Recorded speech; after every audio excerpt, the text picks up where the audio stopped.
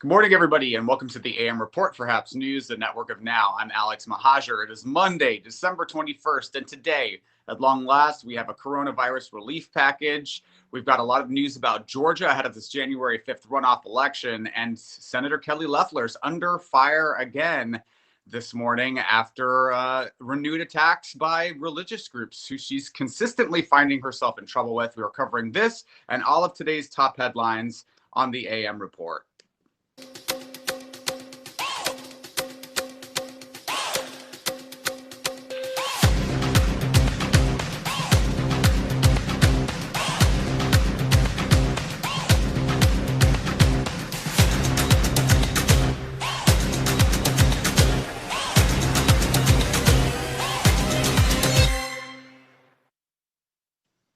Good morning, everybody, and welcome to the AM Report. I'm Alex Mahajer. If you're watching this on the Haps app, website, or platform, click the award button. Let us know you're enjoying it. Or if you're watching on Reddit, Periscope, YouTube, Twitter, or wherever you're watching the program, Periscope, of course, is on its way out. So come on over to Haps. Leave us a comment, and we'll read it and bat around with you live on air. We've got a lot of people joining this morning already. Good morning, everyone. Thank you, Wesley Martinez, for subscribing. Good to see you. Welcome to the broadcast. And we've got a lot of headlines to cover this morning, so let's jump right into that.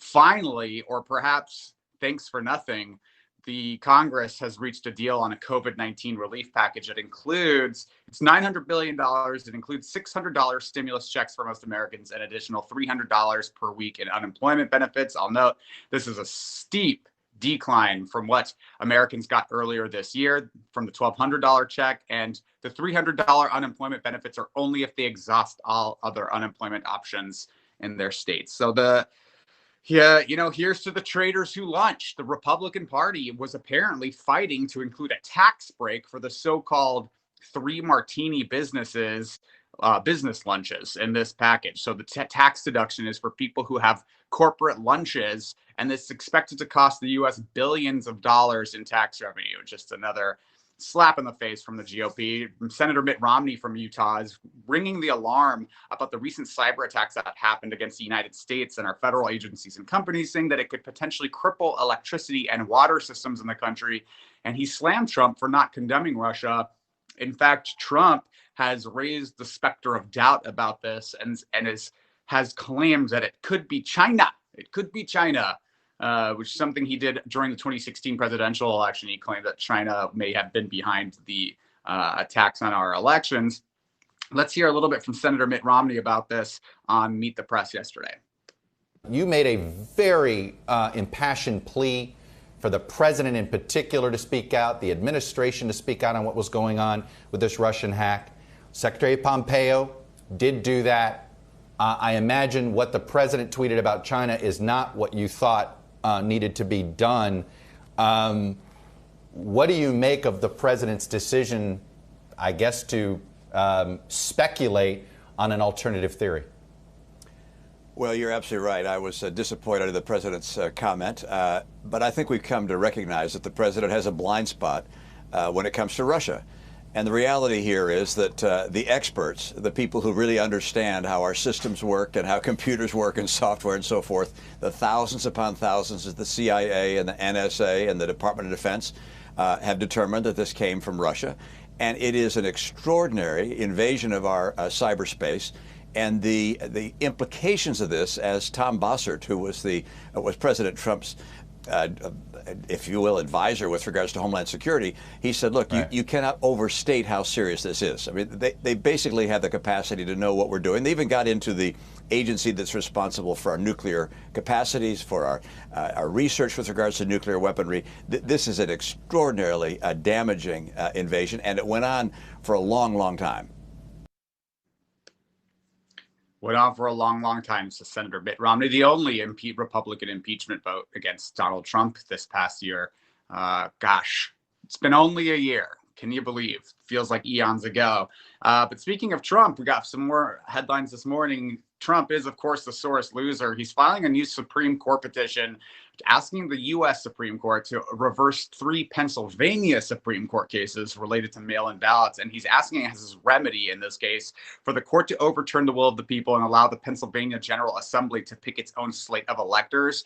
I'll note that the electors across the United States have already been selected and cast their electoral college votes. This happened on December 14th. So this is already long over. I don't know if this is just theater from the president, but he's also been rejected by the Supreme Court twice already and has lost more than 59 lawsuits with regards to elections challenges. The European Union, a lot of the countries in the European Union are blocking flights from the United Kingdom over a new COVID-19 mutation that apparently spreads very quickly. So this mutation of the virus spreads very quickly. New York Governor Andrew Cuomo is asking for the Trump administration to ban travel from the UK or require mandatory testing to prevent from this new rapidly spreading strain. Apparently, the strain is not more deadly.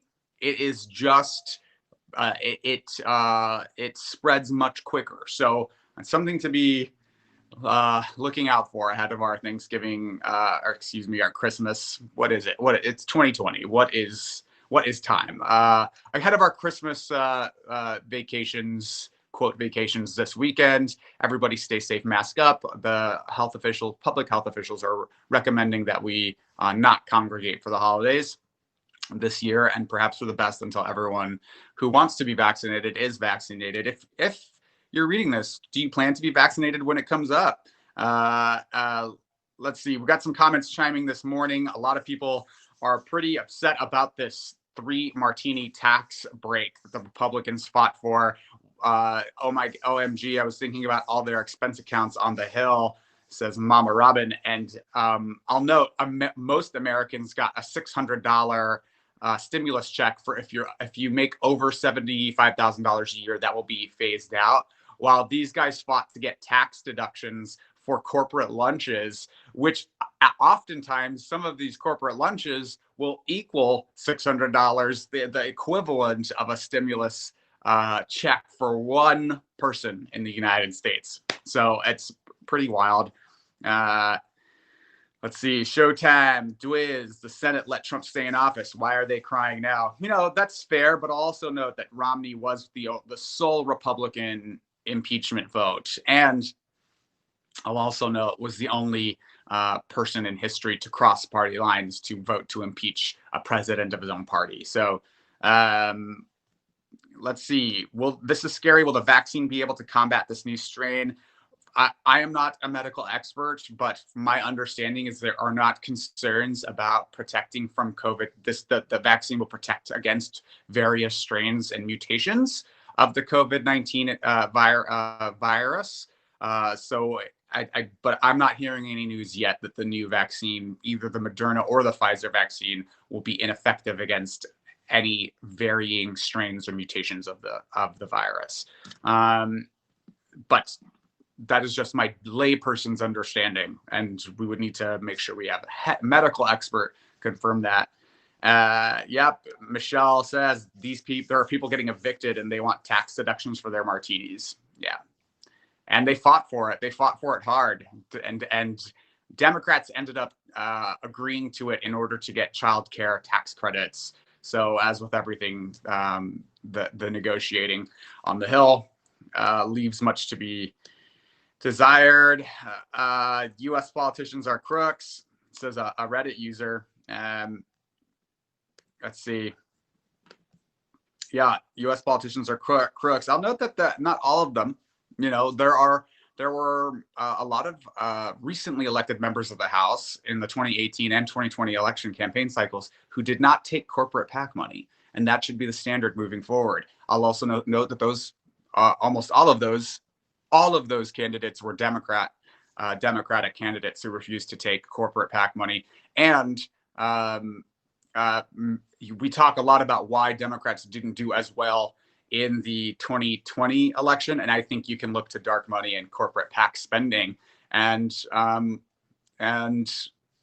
when Democrats don't take corporate PAC money, they are also going to be at the risk of being less funded and lose elections.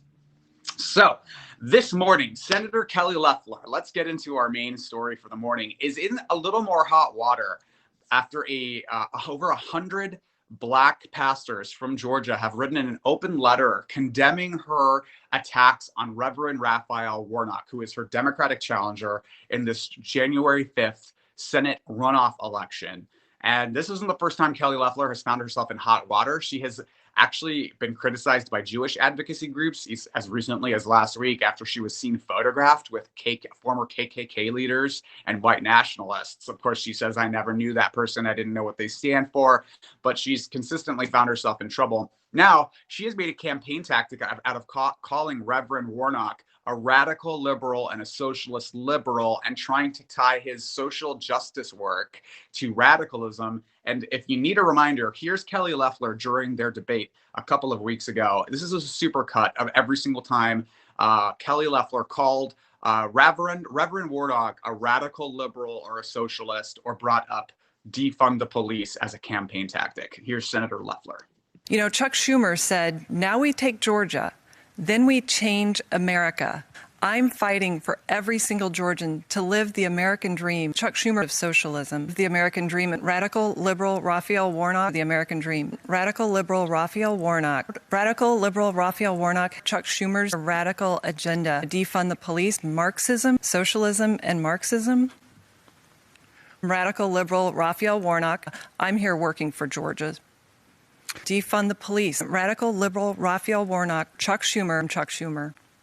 Radical liberal Raphael Warnock. Radical liberal Raphael Warnock. Chuck Schumer and Nancy Pelosi of the American dream. I started filling out a time card when I was 11 of the American dream. Radical liberal Raphael Warnock, the socialist of the American dream. Nancy Pelosi and Chuck Schumer. Radical liberal Raphael Warnock. The American dream. Socialism. Radical liberal Raphael Warnock of the American dream. Socialism. Defunding the police. Chuck Schumer is radical liberal Raphael Warnock to defund the police. Radical agenda of the abortion on demand. Radical liberal Raphael Warnock. Radical liberal Raphael Warnock. Defund the police. To defund the police. Defund the police. The American dream. The American dream. The American dream. Socialism. The American dream. The American dream. Chuck Schumer. Radical liberal Raphael Warnock was socialist. Everyone involved in tonight's production sends their condolences to the Loeffler campaign.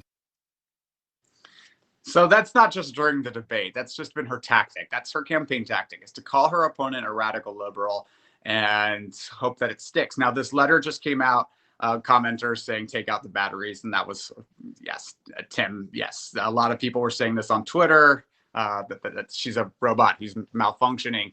But, you know, look, this campaign tactic has prompted this open letter from a coalition of African-American pastors in Georgia. They're blasting Kelly Loeffler for her attacks on Warnock, and they're saying it's an assault on broader faith traditions of Black communities and congregations. And so the letter reads, and I quote, "We see your attacks against Warnock as a broader attack against the Black church and faith traditions for which we stand."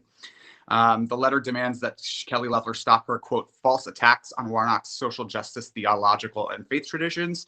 And it says these traditions visualize a just and, quote, "just and ardent world where love, fairness, and equal justice under the law for marginalized people of all races is not only accepted as an authentic prophetic message in the tradition of Dr. Martin Luther King, but also a central message of the gospel of Jesus Christ."